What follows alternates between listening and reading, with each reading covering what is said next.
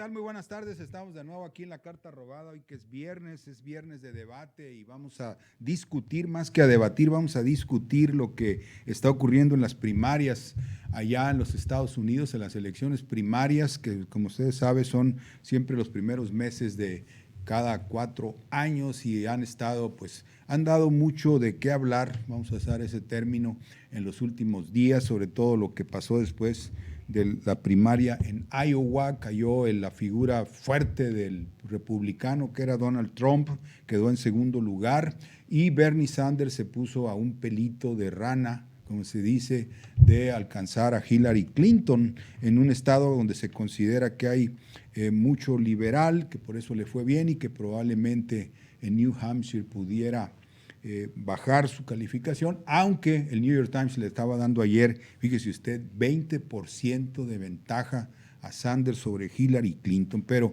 independientemente de los detalles del proceso que vamos a ir viendo en esta discusión, donde está, ustedes ya saben, su servidor, José Daniel Borrego, y Alejandro Dávila, que viene en camino. El fenómeno que se está dando, pues es el fenómeno que se da internacionalmente, y tenemos que en los Estados Unidos pues hay descontento, especialmente entre la juventud. Ese descontento se vuelca hacia una figura política, en este caso Bernie Sanders, que promete pues enfrentar al Wall Street, enfrentarse a todos los poderes corporativos en los Estados Unidos, pero que pues hay que ver si va a cumplir, porque también pues tiene un perfil de político oportunista. No les va a gustar, pero es de ese que recoge demandas, o como ellos dicen, buscar coincidencias en vez de levantar principios. Andan en busca de ver qué quiere la gente, arropa a los ambientalistas, arropa al sentimiento anti-Wall Street, arropa también algunos grupos de la derecha, en fin, con el propósito pues de hacerse fuerte, y eso es lo que caracteriza hasta ahorita a Bernie Sanders, pero bueno, pues pudiera llegar más lejos él, y bueno, vamos a hablar de eso, del fenómeno pues generalizado del descontento, y también un detalle más, y que este es el que a mí me interesa en particular. Se demostró pues que en los Estados Unidos también se cuecen habas, que también se hace fraude. Fíjese usted, yo le decía al compañero Daniel que todo lo que es tecnología viene de los Estados Unidos, e incluyendo la tecnología del fraude, por supuesto. Allá es donde está el expertise, que se llama, o sea, el cómo, o el know-how, como se decía antes, de la tecnología, ¿verdad? Saber cómo hacerlo en diferentes circunstancias, si es votación electrónica, si no lo es, si tienes que ir a la urna. Y bueno, pues hay un escándalo en Iowa porque parece ser que hubo, fraude, ¿verdad?, masivo, en un sentido de desviar la intención del voto o la votación. Y esto, pues, ¿cómo le diré?, le da con un palmo en las narices, como se dice de manera elegante, a todos estos intelectuales cuasi racistas como Ackerman especialmente, que tratan de presentar el fenómeno de la corrupción como un fenómeno mexicano, como una característica únicamente exclusiva, únicamente de la clase política mexicana, cuando en realidad pues es, como le digo, fenómeno global, fenómeno universal, en algunas partes más discreto, si usted quiere, más sofisticado, más elaborado, pero finalmente es lo mismo. También allá en los Estados Unidos se hace fraude, según el Des Moines Register, este periódico que pidió voto por voto, fíjese usted, casilla por casilla, bueno, el equivalente allá en los Estados Unidos. Así que yo terminaría así con esta introducción para dejar que José Daniel avance con su visión, su punto de vista respecto a las primarias demócratas, y luego se va a incorporar Alejandro Dávila. Hay que separar las dos situaciones que estás mencionando, y tienes razón en los dos puntos. El primero es la popularidad tanto de Trump como de Sanders, que están causando una situación interesante al interior de los dos partidos, tanto el republicano como el demócrata, porque están experimentando situaciones que no habían experimentado antes. ¿En qué sentido?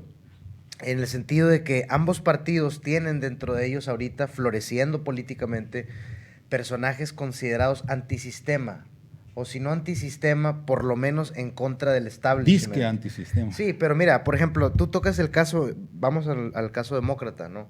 En el caso de Sanders, hay dos observaciones que te quisiera hacer. ¿No? Woolby.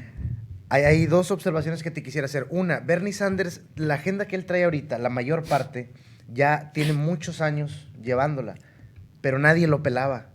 Nadie lo pelaba. Era alguien que pues, pasaba sin pena ni gloria, porque pues como bien sabemos, en Estados Unidos es una estructura de poder muy, muy extraña y muy interesante, ¿no? Porque ellos se empeñan en decir que son una democracia, sin embargo son muy pocas familias las que están en el poder. Por ejemplo, si tú te pones a pensar cuánto tiempo gobernó Papa Bush, luego Bush, pues que ahí son pues, una década prácticamente, ¿no? En el caso de Clinton, pues fue reelecto, o sea, tuvo 2 mandatos, estuvo 8 años en el poder, y Hillary Clinton, su esposa, también quiere lo mismo. Entonces estamos hablando de una... Y al rato va a ser Chelsea. Chelsea Clinton, de un tipo de monarquía con apariencia democrática, ¿no? A mí me llamó la atención que el gobernador de Texas, ex gobernador Rick Perry, ¿sabes cuántos años estuvo en el poder en Texas? 14 años en el poder. Estamos hablando de un sistema que es considerado pues una democracia, ¿no? Y bueno, ¿a qué voy con esto? Que Hillary Clinton... Y las familias de Wall Street tienen 200 Las familias de Wall Street, años. claro. Que la heredera de este sistema cuasi monárquico iba a ser Hillary Clinton. Barack Obama le agüitó a la fiesta en 2008 porque su popularidad empezó a ascender rápidamente. Y ahora Bernie Sanders le está causando el mismo problema. ¿Por qué? Porque mira, Benjamín, uno de los enfoques de Bernie Sanders que él tiene es lograr un acercamiento con los grupos de jóvenes, grupos poco interesados en política, grupos liberales, grupos apartidistas. Con los jóvenes está teniendo mucho éxito. Por ejemplo, una de las partes esenciales de su discurso es irse contra la deuda estudiantil. ¿Por qué? Porque él dice, bueno, nosotros estamos gastándonos trillones de dólares en guerras en otros lados, pero nuestros estudiantes aquí tienen que endeudarse por un periodo de, no sé, 20 años, $50,000, $100,000, o sea, asciende a cantidades increíbles, ¿no? Por eso está ganando mucha popularidad en ese sector.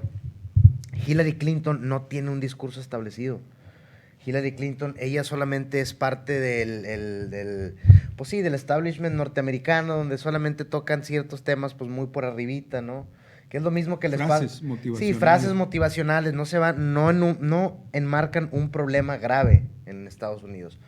Avientan cosas... I am a progressive who makes things done. Sí, o sea, yo hago que... Sí. Y si te fijas, es el mismo fenómeno con los republicanos. O sea, los republicanos, los personajes que tienen están todos descafeinados en comparación de Donald Trump. Que Donald Trump sí se va a la yugular con ciertos personajes del Partido Republicano. Él critica, por ejemplo, la guerra en Irak, pero no por una cuestión humanista, no por una cuestión de que estamos violando los derechos. No, o sea, él, su visión es, oye, nosotros estamos invirtiendo tanto dinero en Medio Oriente, se lo estamos tirando, ¿qué tenemos de regreso de nosotros? No tenemos nada, entonces es una tontería. Bajo su visión, está mal, tiene razón. Por eso está teniendo tanto Entre punch. paréntesis, la empresa que se apoderó de Irak, Halliburton, Desde Dick Cheney, la castigó a tiene ahorita 32,000 millones en pérdida. Sí, pues porque también se dedicaban a andar con cuestiones petroleras y más, ¿no? Son rapiñeros energéticos. Rapiñeros. Buitres. Ese es uno, ¿no? El escenario que están teniendo ambos partidos. El otro, lo que mencionas del fraude, pues lo que vivimos aquí en el año 2006, la incertidumbre, fue una réplica de lo que pasó en el año 2000 en Estados Unidos, cuando George Bush estaba compitiendo contra Al Gore. Lo que sucedió fue que varias cadenas, creo que fue Fox, le dieron el triunfo a Al Gore. De hecho, se transmitió donde estaban en la plataforma celebrando, diciendo que habían ganado, ¿no? Después dicen que no, que siempre no. No, espérame, después dice que siempre no, que está en veremos, pero a medida que se fue investigando qué pasó en Florida, pues los sectores afroamericanos fueron removidos de la lista de votantes, algunos sectores. El hermano de Bush era el gobernador, qué curioso, ¿no? Tu hermano es gobernador y ahí ganas de manera extraña. George Bush fue declarado presidente por la Suprema Corte, como pasó aquí en el año 2006 con Felipe Calderón. O sea, lo que vivimos aquí no fue una expresión del tercer mundo, fue una réplica de lo que se vivió en Estados Unidos en el año 2000. ¿Y qué está pasando con las internas republicanas y demócratas? Están repitiendo lo que pasó en 2006, que viene de ellos, pero aparte otras cosas más interesantes que surgieron. El voto por voto. No creo que tengan establecido en su ley electoral un mecanismo así. Aquí se tuvo que poner por la cerrada elección de 2006. Bueno, como lo pone el periódico ese de iOS que dice, bueno, si no vamos a... Porque se están haciendo muchos chistes los cómicos de televisión, están haciendo chistes del asunto del fraude y todo, de la forma en que se orientó el voto y de varios trucos. Yo quisiera ahí hacer puntualizar algo, acotar algo. Rescatar primero lo que mencionaban ambos, ¿no? Respecto a este supuesto fraude. En el caso de Trump, lo quiero enfocar, ¿no?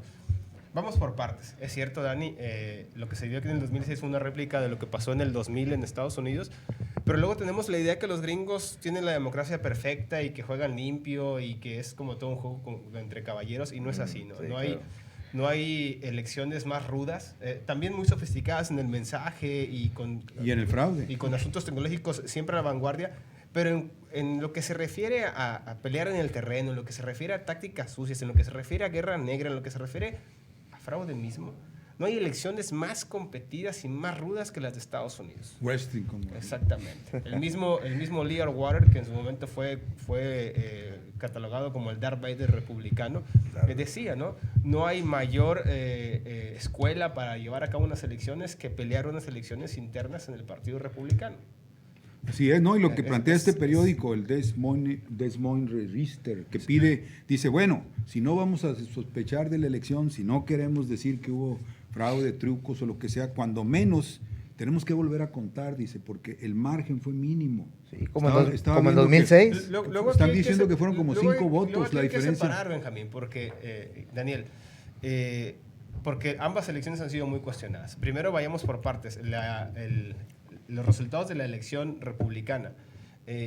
Yo veo lo siguiente.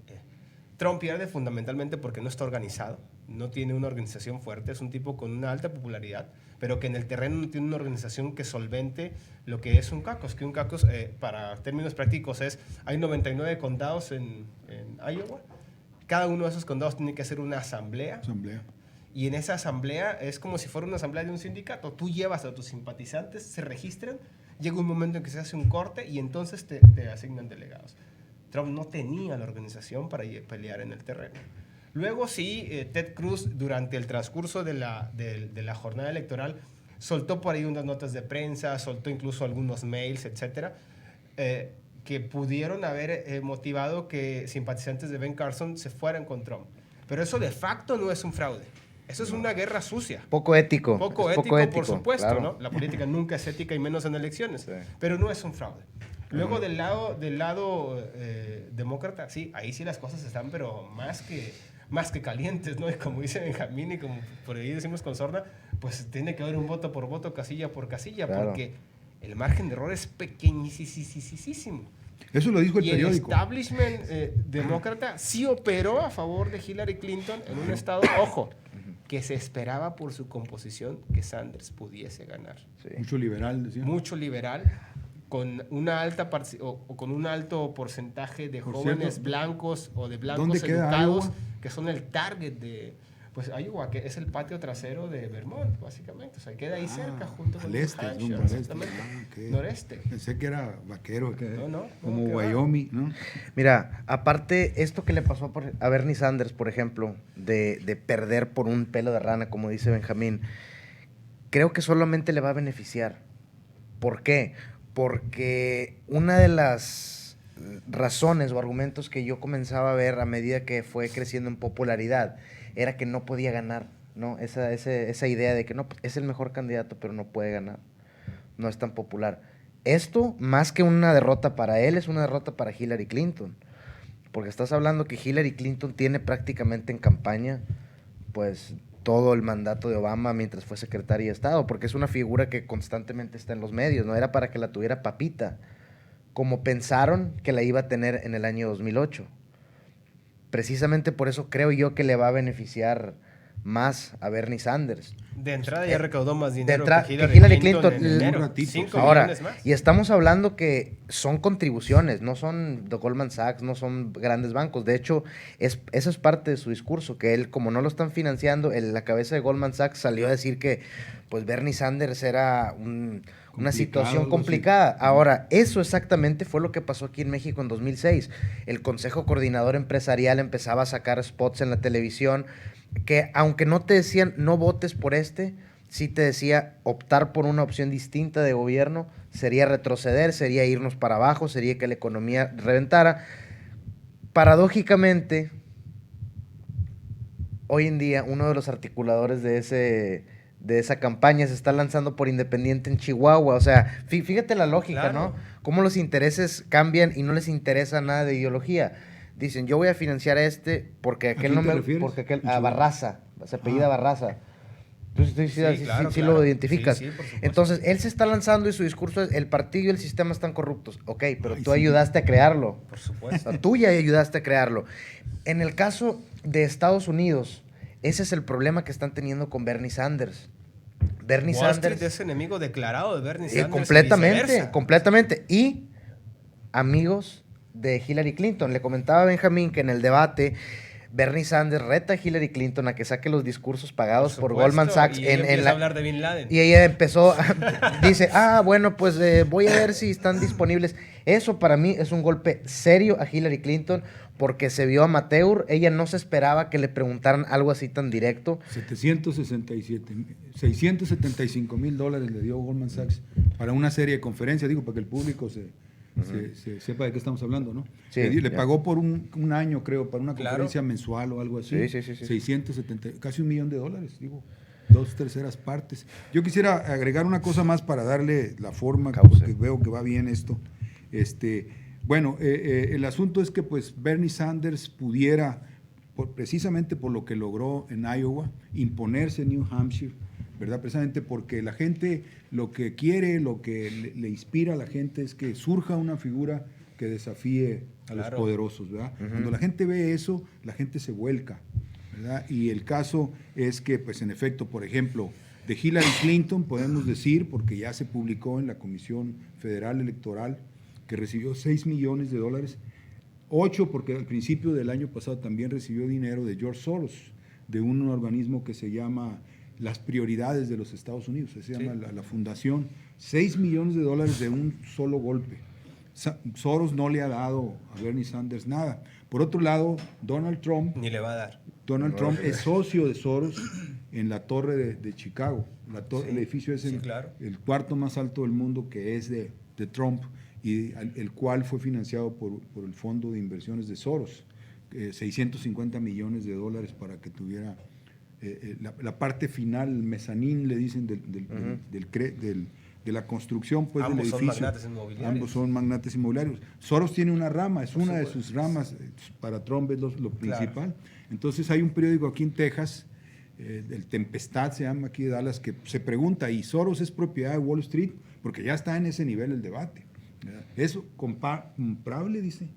Es comprable y dice, ya está comprado desde entonces. O sea, y estamos hablando desde hace más de 6, 7 años. Pues Benjamín, tú solito seguiste el hilito, mira cómo se relaciona. Entonces, Bernie Sanders, el problema con Bernie Sanders es que yo he conocido muchos que últimamente han desafiado al Olimpo financiero y a la hora de la hora dan las nylon, como se dice acá. ¿Verdad? Pero entonces, no Sanders, creo que hay comparación ahí. Bueno, a mí lo que me preocupa de Sanders es, en el debate de ayer él hizo el debate y no debe pasar desapercibido, creo que fue la medular del debate de noche, el debate sobre la Glass-Steagall. Claro. Donde Sanders dijo, esa ley tiene que volver, vamos a poner en cintura a los bancos, vamos a separar a los bancos especulativos de los bancos productivos, bueno, vamos a decirlo así.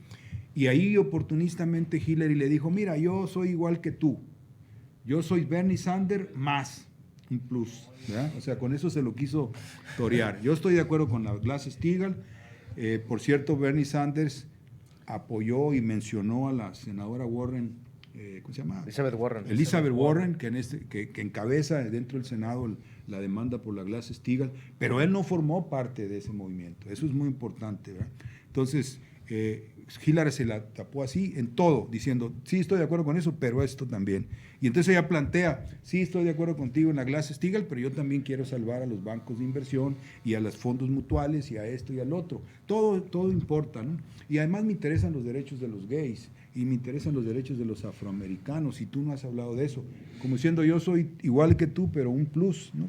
Fue como más o menos se defendió, aunque claro, esto que le sacó de Goldman Let's Sachs. talk about the issues, insistía Sanders, ¿no? Vamos a hablar de lo bueno. de Lo importante, y ahí fue que sí la fulminó con eso. Sí. O sea, el punto del debate contra Wall Street ya es el centro Por de la supuesto. campaña. Claro. Eso es muy importante. Y eso está haciendo que la gente voltee No, a ver y el además problema. es algo que se le tiene que reconocer a Bernie Sanders, porque desde hace 7 meses que arrancó su campaña, el punto medular de su discurso fue ese, mientras los demás candidatos hablaban que si la seguridad nacional, que si ISIS, que si el desempeño del presidente, que si la economía. Sanders insistía, esto tiene que ponerse sobre la mesa y tiene que ser el tema central, y la campaña está empezando a girar en torno a ello. Así es. Ojo, aquí quiero rescatar otra cosa que Daniel mencionaba hace un momento cuando empezó su intervención.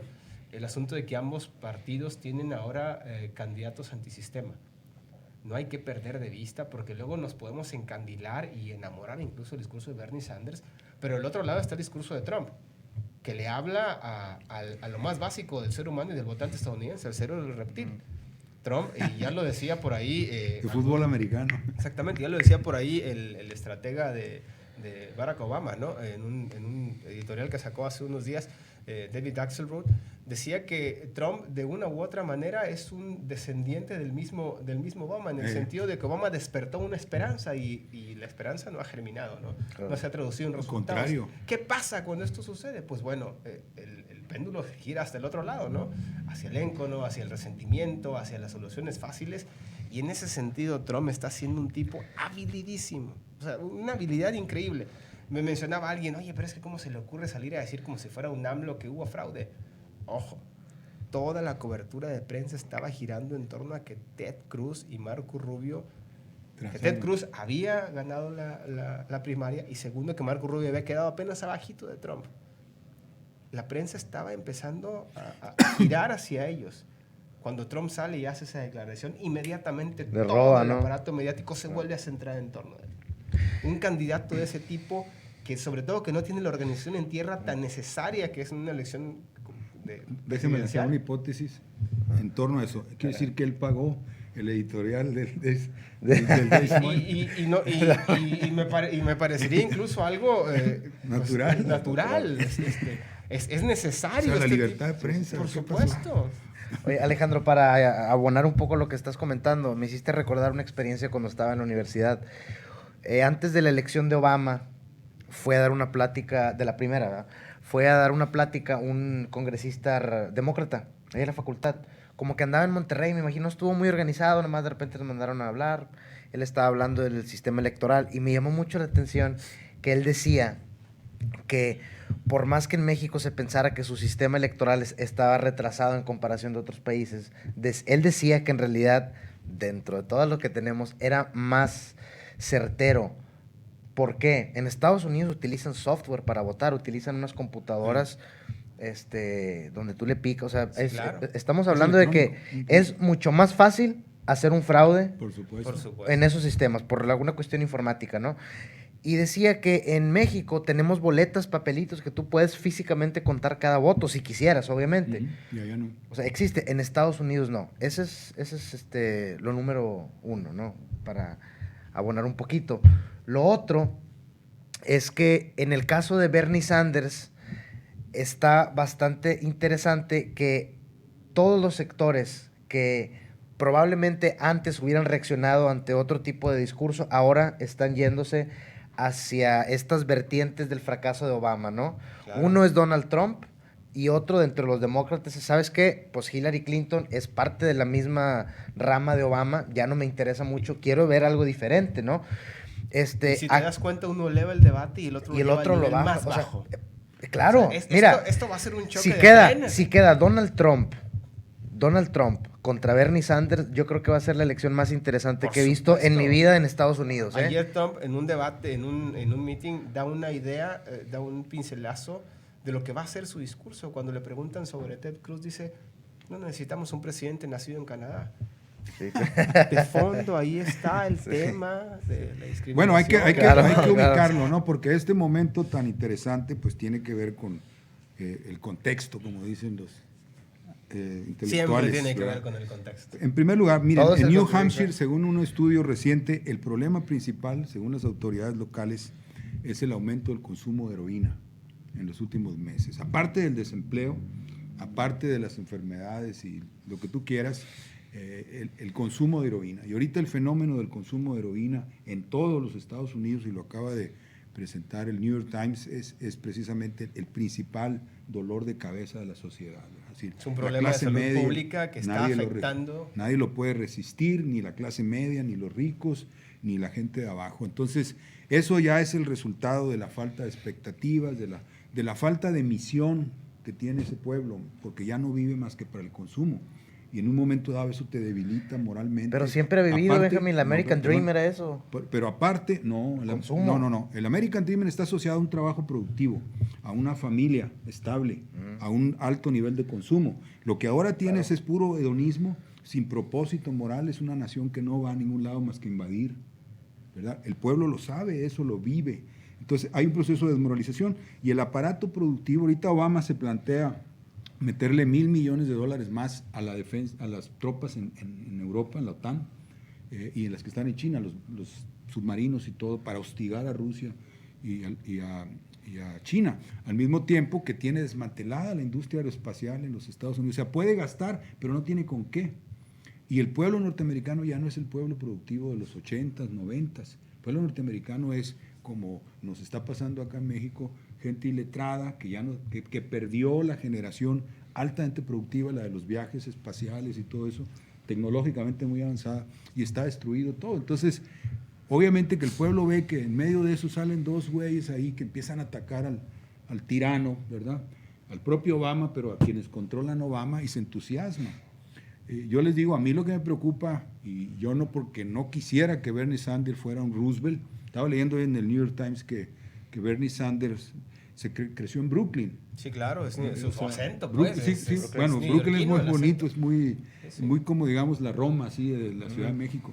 Y que era admirador de Roosevelt, porque de niño, pues él tiene 74, yo pensé que tenía 68, No. tiene 74. Quiere decir que fue, digamos, como Fidel Castro fue un admirador de Roosevelt. Entonces, Además, si le nace eso... rompiendo ese paradigma, ¿no? De los últimos candidatos ganadores, candidatos muy telegénicos, ¿no? Sanders, Sí. Sanders para nada lo es, ¿no? Sí, sí, Claro. es un anciano bonachón, digamos. Y bueno, si él es ese nuevo Roosevelt o la mitad de Roosevelt o en esa dirección, pues creo que estaría salvado no solamente Estados Unidos, sino el planeta, porque revertiría todo porque la lógica de la guerra es la lógica del colapso, del derrumbe económico, ¿verdad? Entonces, si detiene eso, poniendo en cintura a Wall Street, una frase que no me gustó a mí, que fue eso dijo, vamos a poner ayer en el debate, vamos a poner a Wall Street a trabajar para las clases medias. Cuando lo que se debe decir es, Wall Street se acaba, como hizo Roosevelt. Benjamín, Lo cierro. espérame. No te enamores, Benjamín. No te enamores. Tranquilo No, con digo, eso, yo tranquilo con no te eso. enamores. Ey, te pongo el ejemplo. ¿Qué pasó con Grecia? Vamos a hacer... No. ¿Qué Además, pasó con Grecia? Dani, además Sanders ya está haciendo lo pero Grecia no tiene suficiente. capacidad. Sanders Estados ya Unidos- está haciendo lo pues- suficientemente subversivo con el discurso que tiene ahora. Ahora, El presidente de Benjamín, los Estados Unidos no es el presidente de Grecia. yo sé. El presidente de los Estados Unidos puede, si le da la gana, Estoy de acuerdo, completamente estoy de acuerdo. a Wall Yo Street. quiero aquí hacer un apunte. Insisto, apenas acaba de suceder la primera primaria. Sí. Vamos te ahora a New calientes, Hampshire, plancha. que de facto ahí sí empiezan las primarias, que es el voto universal, ¿no? O sea, ahí es otro mecanismo de elección. Y las primarias gringas son un Super Bowl, son un show, pero en lo absoluto, ¿no? Y conforme los resultados ocurran en cada primaria, esto puede cambiar, pero dramáticamente. Entonces, si bien Sanders se puede proyectar como un candidato ganador, si bien ahora mismo las encuestas lo favorecen hasta por 25 puntos en New Hampshire, o sea, no hay un segmento, creo que solamente las mujeres encima de los 50 años que apoyaría a Hillary Clinton, pero a partir de ahí Sanders barrería la elección por 20 puntos. Que bueno, ya sabemos las encuestas cómo se las gastan últimamente, ¿no? Pero es un referente que nunca puede dejar de escapar de un análisis serio, ¿no? eso no quiere decir que ya vaya a ser el candidato. Sí, no, claro. Falta mucho. Faltan los estados en los cuales las minorías van a pesar. Minorías me refiero al voto afroamericano, al voto latino. Un voto que se le está negando y en el cual en los números no tiene tanta penetración como sí tienen los blancos educados. Recordemos, los latinos, los afroamericanos suelen ser segmentos. Los latinos son mayoría. Suelen ser segmentos, además, a los cuales no se les habla acá arriba. Se les habla Ahí está aquí, perdido ¿no? Trump por Se les todo lo habla que aquí. dijo. Y ahí Hillary Clinton va a tener un banco de votos que le puede salvar estados que a la postre le podrían dar una elección. Alejandro, eso que dices es muy interesante porque, de hecho, uno de los argumentos que utilizan los republicanos simpatizantes de Trump, me enfoco en esta periodista Ann Coulter. Con todo lo políticamente incorrecta que le gusta hacer. Fíjate, debo decirte que cuando yo empecé a ver sus declaraciones y la vi por primera vez, me causó un coraje, me molestó. Después me cayó bien y después ya le entendí en el script no tomarla en a serio. su onda, no la hay cosas que le rescatan. Mira, no la puedes tomar muy en serio, pero hay veces sí tiene destellos de lucidez. Por supuesto. Por ejemplo, en el caso de los demócratas, ¿qué dice Ann Coulter? Dice, bueno, pues es que los demócratas, ellos no tienen un discurso antimigración porque ellos, al final de cuentas, se alimentan de estos grupos migrantes. Hillary Clinton, por ejemplo, ella le habla a la mujer latina que es madre soltera, a los segmentos afroamericanos que requieren una ayuda. Ella le habla, digamos, a lo menos... como Jennifer López, que Oye. no la vieron sin maquillaje. Y está que es otro Déjame. Un poco de farándula. Oye. Ese debate nunca cae mal. Hillary Clinton le habla a los sectores menos educados de los demócratas y Bernie Sanders le habla a los más educados en el sentido de cómo funciona la sociedad. Por supuesto. ¿Qué sucede? La base social de Bernie Sanders son, como dices tú, personas blancas, liberales, de ingreso medio, un poco para arriba, de nivel educativo alto. ¿Pero por qué? Porque su discurso va en ese sentido. ¿Quiénes están siendo afectados por los préstamos universitarios? Pues la gente que puede ir a la universidad. Claro. De entrada, ¿no? Entonces sí veo que dentro de los demócratas están polarizados. Cada uno le habla a un segmento distinto. En los republicanos, híjole, es una situación más extraña porque de entrada todos están en una comedia total. todos están en un nivel muy bajo. Es increíble. Pero dentro de ellos hay uno que les habla todavía más bajo de lo que ya están. Por supuesto. Pero más duro. Por supuesto. Ahora, sí, más duro. Donald Trump, estaba viendo un estudio sobre su base, demográfica, electoral. Estás hablando que son los más racistas, los más blancos, Claro. con menos educación y los más pobres. Make America great again. O sea, Ahora, sí ¿por qué? empiezas- Porque para ese segmento ellos ven a Donald Trump como el American Dream, un gran empresario, Volver a ser América. millonario. Grande. Grande, ¿no? Y a Donald Trump le ha funcionado bastante esa posición ególatra. Mira, yo soy rico. O sea, mírame a mí, yo sé cómo hacer las cosas. Yo pago mi campaña. Yo pago mi campaña, yo soy rico. Yo puedo hacer... Pero fíjate, Benjamín, curiosamente, y aquí está lo polarizante de la elección. Yo veo a Bernie Sanders y veo un hombre ya de edad avanzada, pero con unas ganas de... Lo ves en los discursos y te contagia, ¿no? Hillary Clinton es un robot. Ted Cruz, Marco Rubio, son robots nada más están hablando, diciendo ideas. Donald Trump es muy entretenido ver sus discursos. ¿Cómo se llama? Súper entretenido ver sus Fighter. discursos. O sea, Es un son un show. gato O sea, de azotea. Tanto Sanders como Donald Trump, la realidad es que quien esté interesado en política, ya sea como estudioso, como estratega, como periodista, no se puede perder los meetings, las entrevistas, los debates de estos dos candidatos. Luego Hillary Clinton es el librito. Luego Ted Cruz, como bien dices, y Marco Rubio son un par de tipos aburridos que sin embargo tienen una oratoria, pero Sí, es bueno. Ted Cruz, pero sobre todo. buenísima. Los dos. Claro, legendaria la oratoria, ambos, sobre todo la de Cruz, ¿no? Tú los ves y dices, bueno, ahí está el libro, ¿no? No, y en cierto nivel Oratoria. estratégico, porque él es anti-Bush. Por O sea, Ted supuesto, Cruz es ¿verdad? anti-Bush, crítico de la guerra de Irak, todo, de las invasiones, todo eso. Tiene un lado inteligente también. O sea, estas elecciones, si alguien pensó que el 2008 era una elección histórica porque un afroamericano podía llegar a la Casa Blanca, que lo fue propiamente, ¿no? La realidad es que estas elecciones en materia de guerra sucia y en materia de despertar y de conectar con el electorado van a ser un manual a seguir. Alejandro, yo les aviento esta hipótesis. ¿Ustedes se han imaginado qué pasaría dentro de la relación Estados Unidos-México si, por ejemplo, ganara la izquierda radical, entre comillas, en Estados Unidos, porque no es nada radical en comparación de otros países, porque Bernie Sanders, hay que mencionar, se considera a sí mismo socialista. Claro. Y le han preguntado, oiga, ¿socialista qué? ¿Socialista como Stalin? No, dice, no, en ese sentido no. O sea, yo creo en que toda la sociedad debe recibir ciertos beneficios por igual, que deben de tener ciertas oportunidades por igual, ¿no? Imagínate, por ejemplo, que llegara Bernie Sanders a la presidencia y en México ganara la izquierda, sea cual fuera sus Bueno, México, mira, exponentes. la historia lo indica muy claramente. Los mejores momentos de México, ¿cuándo fueron? Cuando giraba a la izquierda. Cuando estaba Lincoln en los Estados Unidos y hizo una alianza con Juárez, ¿verdad? Que fue abierta.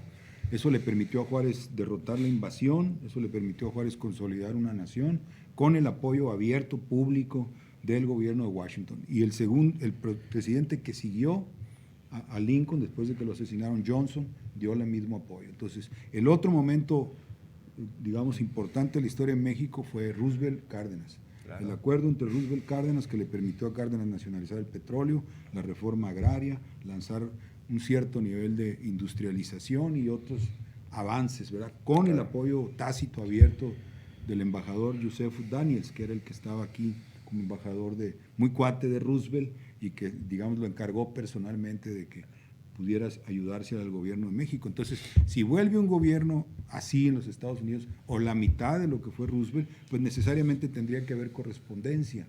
Yo creo que veríamos a los Beltrones, a los Peña Nietos convertidos al rooseveltianismo, abandonando sus ideas liberales y todo lo que han venido defendiendo y cambiándose el look, ¿verdad? Quitándose el copete, despapándose poniéndose el pelo, una guayabera de Quintana Roo. Es momento de cambio. Como Bernie Sanders, así, incluso la moda así, viejitos todos. Ya Beltrones ya no se haría Botox, se vería así. ¿Por qué? Porque pues allá viene la línea, ya está el poder y allá vienen los lineamientos. Yo creo que eso ocurriría. Además, el partidazo seguramente reclamaría ese... Recuperaría el discurso exactamente, ¿no? de la Revolución Mexicana. No se les olvide, ¿no? Nosotros somos el partido revolucionario. Sí, pues ahí está, revolucionario. Nosotros girábamos a la izquierda. Oye, ¿no? Benjamín, y ahorita... La izquierda somos nosotros. Mira, la verdad, más allá de ser chistoso, es real. Por supuesto. Sí, porque mira, normalmente aquí tenemos la noción de que cuando nos relacionan con Estados Unidos es solamente una relación comercial, de que mi camisa viene de Estados Unidos. Somos su mi patio camiseta, trasero. que somos su patio trasero. Sí, hasta cierto punto, pero también hay otra influencia, que es la influencia político-ideológica de la que la mayor parte de la población ni siquiera se entera que la trae. Este filósofo esloveno, Slavoj Žižek, lo describe de una manera... para mí es extremadamente acertada. Dice, la ideología no es aquello que tú, vamos, que tú piensas que quieres, que yo quiero ver afuera, que quiero lograr. Dice, no. La ideología es precisamente aquello que tú piensas cuando crees que no tienes ninguna influencia. Cuando tú crees que estás siendo tú mismo, ahí es donde estás viendo qué tanto poder tiene la ideología sobre ti. Es en tus deseos más profundos donde se refleja. Aquí, ¿qué sucede? Que este ideal del American Dream, Benjamín, que de alguna manera u otra, aunque no bajo un concepto claro, en México no tenemos el American Dream, no hay un concepto que se le acerque. A lo mejor lo más cercano es bienestar. Una pesadilla, Dream. Oye, bienestar. Nightmare. Pero al final de cuentas, en teoría se supone que México busca un desarrollo para tener algo que se le parezca al American Dream, tener bienestar, tener un buen trabajo y todo esto. Sobre todo acá en el norte. Ok, sobre todo en el norte, pero simplemente imagínate si se pudiera medir el nivel de retraso que tenemos. Nosotros aspiramos a tener lo que en Estados Unidos tuvieron hace varias décadas, pero ahorita el sistema que tienen ya no es sustentable, se les está problemando, no tienen economía. Entonces, México como país, ya volviendo un poco a esto, ¿a qué le tira? ¿A qué le tira? Eso es lo que creo que México, al igual que Estados Unidos, están experimentando, y por eso estas crisis al interior de esos partidos. Mira, ¿qué pasó aquí los independientes?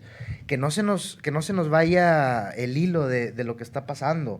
Lo que pasó en Nuevo León, más allá de si el Bronco hace buen gobierno o no, eso es otro tema.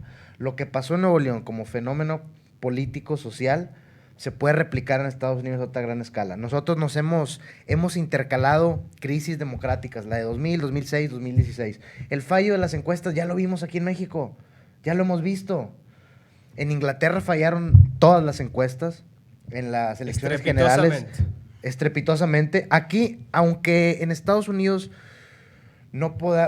fallaron las encuestas, pero aunque no podamos decir qué pasó exactamente, sí tenemos que reconocer el problema, que las encuestas están fallando porque ya no pueden reflejar de manera clara qué piensa la gente y cómo cambia. Esto del doctor Ben Carson, simplemente imagínate, durante la jornada electoral se avienta un mensaje y como la información fluye tan rápido, en un lapso de 2-3 horas estás influyendo en el comportamiento electoral. Por supuesto que impacta. Esto las encuestas ya no lo pueden ver.